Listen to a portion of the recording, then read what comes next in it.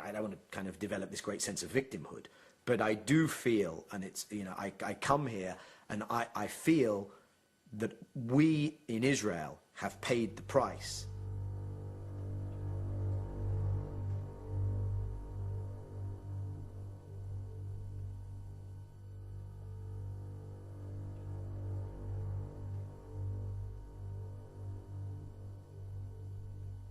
American Jews, surprise, surprise, are liberal Democrats when it comes to most issues, including the Middle East. So when you poll American Jews, they're for the peace process and they're for American engagement and they're for a two-state solution. And we did the Geneva Initiative and they were in favor of that as well.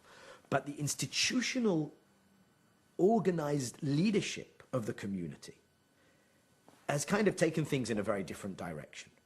And I do feel that for their own reasons, reasons that I understand, reasons that are not unique to the Jewish diaspora in America, reasons that are prevalent in many diaspora politics around the world.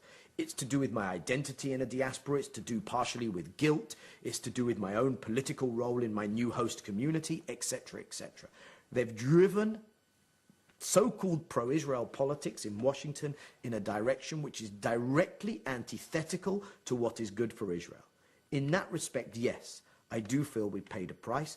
Of course, that has been increased manyfold under the current administration.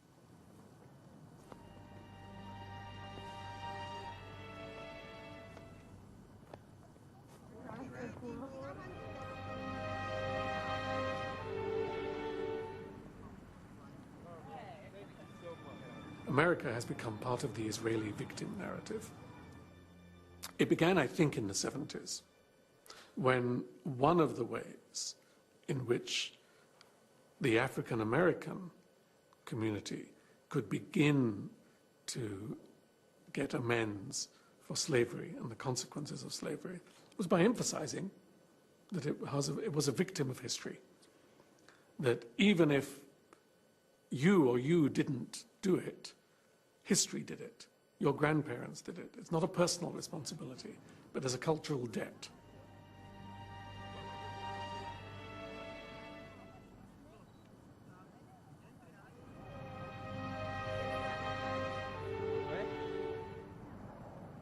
And the Holocaust, of course, is the ultimate victim narrative.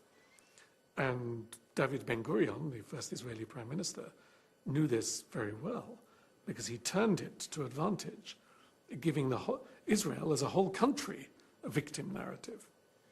If you can't criticize someone because he himself is a victim, what do you do with a whole country, which is a country born of victimhood, so to speak? I have been in conversations many times with people who are very reasonable and would say, yes, you're right, Israel does do bad things. The occupied territories, stealing the water, stealing the land, bombing the houses, etc. But remember what happened to the Jews. There is a background, there is a history, there is a reason, there is an excuse for this. And of course, you can say the same thing for the Palestinians.